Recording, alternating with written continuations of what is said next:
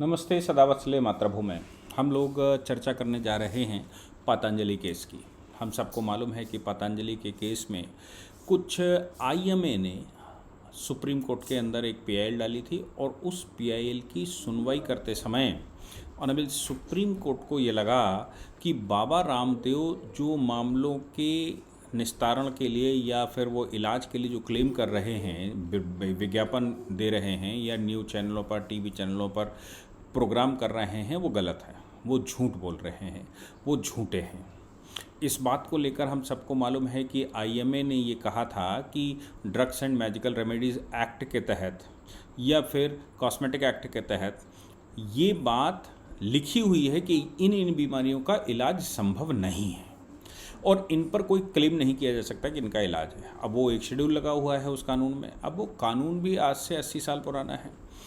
100 साल 80 साल पुराने कानून में ये बात 70 साल पुराना हो, उसमें लिखा है कि ये इलाज नहीं। अब आप सोचिए कि 70 साल पहले कानून बना होगा जब उन चीज़ों का इलाज नहीं रहा होगा, या फिर मैं कहूँ कि एलोपैथ के पास उसका इलाज नहीं है, क्योंकि एलोपैथ तो वैसे भी इलाज नहीं करता है, वो क्योर तो करता नहीं है। एलोपैथ से मैं जहाँ तक अनुभव ले पाया वो ये है कि वो आपको तत्काल रिलीफ दे देता है, लेकिन एक रिलीफ देगा दूसरी बीमारियाँ शुरू हो जाती हैं। ऐसा बहुत बड़ी संख्या में लोगों का क्लेम है, क्योंकि वो केमिकल से दवाएं बनती हैं, केमिकल से ड्रग्स बनते हैं और वो शरीर में कुछ इलाज करने की बजाय तत्काल रिलीफ महसूस होती है, लेकिन स्थायी रिलीफ मिल जाए ये आवश्यक नहीं है। हमारे यहाँ की जो विधा है, जिसको आप यूनानी कहते हैं, जिसको आप सिद्धा कहते हैं, या फिर आप जिसको आयुर्वेद कहते हैं, मैं मानता हूँ सबसे पुराना आयुर्वेद है और यूनानी इसका एक सब्स्टिट्यूट रहा होगा, सिद्धा भी इसका सब्स्टिट्यूट रहा होगा। मेरे को बहुत ज़्यादा जानकारी उसके विषय में नहीं है, लेकिन हाँ, आयुर्वेद का ही दूसरा रूप होम्योपैथ है, क्योंकि आयुर्वेद में पूरा प्रोडक्ट दिया जाता है, होम्योपैथ में उसका एक्सट्रैक्ट दिया जाता है, मतलब लिक्विड निकाल कर। तो भारत में ऐसा कोई शरीर नहीं है, ऐसी कोई बीमारी नहीं है, ऐसा हमारे पूर्वजों ने या हमारे यहाँ के जो वैद्य हैं वो क्लेम करते हैं कि सबका इलाज है और उन सबके इलाज में क्योरिटी है, मतलब जड़ से इलाज है। लेकिन आयुर्वेद में, एलोपैथ में लिखा है भाई इनका इलाज नहीं है। अब ये बात जो थी वो आयुर्वेद बनाम एलोपैथ थी।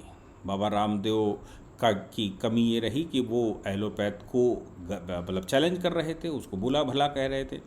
इस बात का संज्ञान ऑनरेबल सुप्रीम कोर्ट ने लिया और सुप्रीम कोर्ट ने पहले तो ये कहा कि भाई आप अपना काम करिए, दूसरे के प्रति यूँ क्या ऐसा कैसे कहते हैं।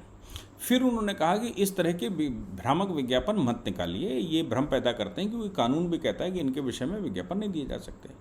बाबा रामदेव की जो गलती रही वो ये थी कि उन्होंने एक प्रेस कॉन्फ्रेंस कर दी। उसी दिन प्रेस कॉन्फ्रेंस करके उन्होंने चैलेंज कर दिया और कहा कि भाई हमारे पास इसका इलाज है, मेरे पास प्रमाण हैं, ये है, वो है, क्लिनिकल एविडेंस है, सब कुछ। ये बात प्रमाण और उसकी नहीं थी, ये बात थी कि ऑनरेबल सुप्रीम कोर्ट ने कहा था कि इसमें भ्रम मत, इसमें आप क्लेम नहीं कर सकते, आप फिलहाल कोई प्रेस कॉन्फ्रेंस भी नहीं कर सकते। अब ये तो कंटेम्प्ट था, कंटेम्प्ट की प्रोसीडिंग शुरू हो गई। अब ये विषय चला गया कि कर सकते हो या नहीं कर सकते हो, विषय था अब कंटेम्प्ट। ऑनरेबल सुप्रीम कोर्ट में कंटेम्प्ट के केस में बाबा रामदेव और बालकृष्ण जी को बुलाया भी गया। खैर, हड़काया धमकाया गया, 14 प्रोडक्ट बैन करवा दिए गए, उनके वापसी की बात कही गई, जो बिक चुके हैं वो भी नहीं बेचे जा सकते, मार्केट से उठवा लिए गए, उनके लाइसेंस कैंसिल कर दिए गए। उत्तराखंड में जो लाइसेंसिंग डिपार्टमेंट है उसको भी खूब घसीटा गया, पूरे देश से डेटा मंगाया गया। कुल मिलाकर भारतीय पद्धति को जैसे जो उसके बुरे से बुरा हो सकता था वो सब हो गया। लेकिन आईएमए के चीफ ने इसी दौरान, ऑनरेबल सुप्रीम कोर्ट ने आईएमए से जब बात की तो आईएमए ने कहा, मैंने अपना वर्जन रखा होगा। सुप्रीम कोर्ट ने जब ये देख लिया कि ठीक मतलब बाबा रामदेव को तो ठीक से घसीट लिया गया है, लेकिन आईएमए बड़ी बड़ी बातें करता है, तो उन्होंने आईएमए को भी पूछ लिया कि भाई आप भी किस आधार पर विज्ञापन करते हो, आप एक वेलफेयर ऑर्गेनाइजेशन हो, आप किसी दवा को वेरीफाई कैसे कर। आप बहुत सारे विज्ञापन देखते होंगे जिसमें वो कहते हैं आईएमए वेरीफाइड है। विज्ञापन मतलब टूथपेस्ट भी आईएमए वेरीफाइड है, कोई क्रीम आईएमए वेरीफाइड है, कुछ खाना पीना कुछ तरीके आईएमए वेरीफाइड है। तो उन्होंने कहा भाई आईएमए इस तरह के लाइसेंसेस कब से बांटने लगा? भाई लाइसेंसिंग अथॉरिटी है, लेकिन आईएमए कैसे कह सकता है? आईएमए के पास क्या इंफ्रास्ट्रक्चर है, आईएमए के पास क्या सामान है, आईएमए के पास क्या है जो वो सर्टिफाई कर सकता है कि भाई आईएमए द्वारा प्रमाणित? उन्होंने आईएमए के खिलाफ ऑर्डर कर दिए और आईएमए को बुला लिया, उनके चीफ को बुला लिया और कहा कि आप भी ये जो महंगी दवाएं हैं और जो आप ये सब चला रहे हो, ये नहीं चला सकते, इस पर आपको अधिकार नहीं है और आप ये बिजनेस नहीं कर सकते जो बिजनेस कर रहे हो। हालांकि हम लोग को याद होगा कि दिल्ली हाई कोर्ट ने भी उस समय के आईएमए चीफ, जो कि एक ईसाई थे, वो भरे मंच से ईसाईयत फैला रहे थे, हिंदुइज्म को उल्टा सीधा कह रहे थे, तो दिल्ली हाई कोर्ट ने उनको घसीटा था और कहा था कि आईएमए का चीफ ऐसे कैसे कह सकता है। इस समय के आईएमए के चीफ अशोकन जब कोर्ट में थे तो कोर्ट ने उनसे कुछ ऐसे इस तरह का कहा कि भाई आप भी ऑन डिटेल एफिडेविट दाखिल करिए। उन्होंने एक press trust of India PTI को एक इंटरव्यू दिया, 1.5 घंटे का लगभग इंटरव्यू था। उसमें कहा कि सुप्रीम कोर्ट ने ये जो कह दिया है वो यंग डॉक्टर्स के ऊपर इफेक्ट डालेगा, ये करेगा वो करेगा, और कोई स्टेटमेंट दे दिया। वो तमाम तरह के अखबारों ने, न्यूज़ चैनलों ने, मीडिया पोर्टल्स ने, ऑनलाइन पोर्टल्स ने उसको दबा के छापा कि आईएमए चीफ ने सुप्रीम कोर्ट को ऐसा कहा। अब सुप्रीम कोर्ट का कंटेम्प्ट था तो सुप्रीम कोर्ट ने आईएमए के चीफ के खिलाफ कंटेम्प्ट लगा दिया।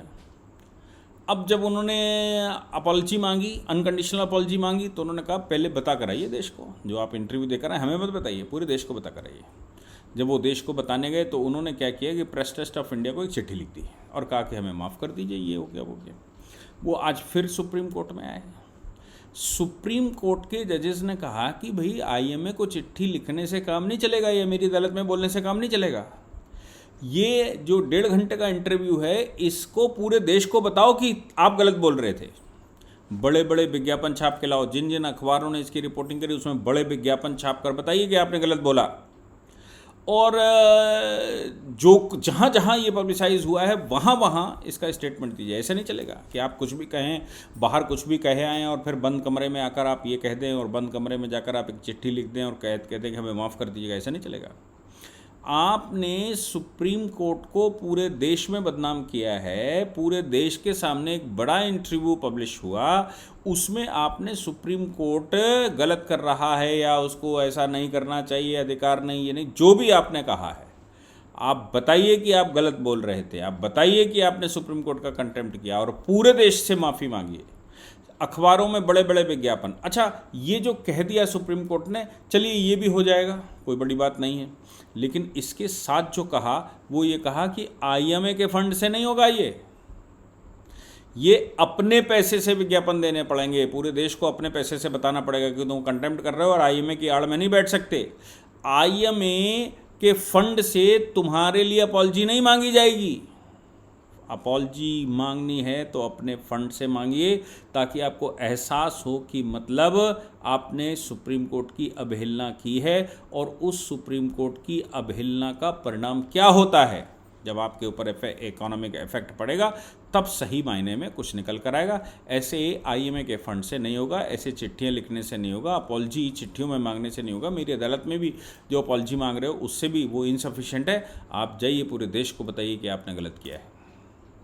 आज सुप्रीम कोर्ट का रुख आईएमए के प्रति कुछ दूसरा दिखाई पड़ा और आईएमए को अब वो सही से, या आईएमए चीफ अशोकन को वो सही से घसीट रहे हैं। अब देखते हैं अगली तारीख पर क्या होता है, लेकिन माफ़ी इन्होंने मांगी सुप्रीम कोर्ट से, बताया भी, सुप्रीम कोर्ट ने इनको माफ़ किया नहीं और माफ़ करने के अलावा इनको उल्टा हड़काया कि ऐसे नहीं होता, ये जाइए और देश भर को बताइए। और जिन जिन अखबारों ने ऐसा किया उन सब अखबारों की कटिंग निकालिए। आपको याद होगा कि पतंजलि के केस में जब बाबा रामदेव और बालकृष्ण जी अपॉलजी मांग कर आए थे, तभी सुप्रीम कोर्ट ने कहा था ये ब्रैकेट में नहीं चलेगा, आधे पेज का विज्ञापन दीजिए, सही से विज्ञापन दीजिए, पढ़ने लायक हो। ऐसे नहीं है कि किसी कोने में छप गया, क्योंकि आपने जब कहा था तब पूरे देश को पता लगा, आपने प्रेस कॉन्फ्रेंस करके कहा था, सबने छापा, सबने दिखाया। अब अपॉलजी सबसे मांग कर आइए और बड़े बड़े विज्ञापन दीजिए, ऐसे छोटे मत दीजिए ये जूम कर करके दिखा रहे हो। फिर बाद में वो बड़े विज्ञापन छापे गए और बताया गया कि सुप्रीम कोर्ट के कंटेम्प्ट में ये जो भी, वही सेम चीज़ ये इधर भी उन्होंने कहा है कि मांग कर आइए और बता कर आइए और बड़े विज्ञापन देकर आइए और अपनी जेब से देकर आइए। ऐसा नहीं है कि आप किसी को चिट्ठी लिख देंगे और कहेंगे हमने माफ़ी मांग रहे हैं तो आपको माफ़ कर दिया जाएगा। मुझे लगता है कि सुप्रीम कोर्ट बड़ा संजीदा है। देश भर में जिस प्रकार से पतंजलि केस में रिएक्शन आया या देश भर में जिस तरह की जागरूकता आई, सूचना जिस प्रकार से गई, लोगों का उस पर जो स्टेटमेंट आए, उन सबको ध्यान में रखते हुए सुप्रीम कोर्ट आईएमए को भी अभी फ़िलहाल तो नहीं दिख रहा कि वो आईएमए को माफ़ आसानी से करने वाला है। ठीक ठीक जब हो जाएगा तभी करेंगे। आगे देखते हैं अगली तारीख पर क्या होता है। जय हिंद, जय भारत, वंदे मातरम।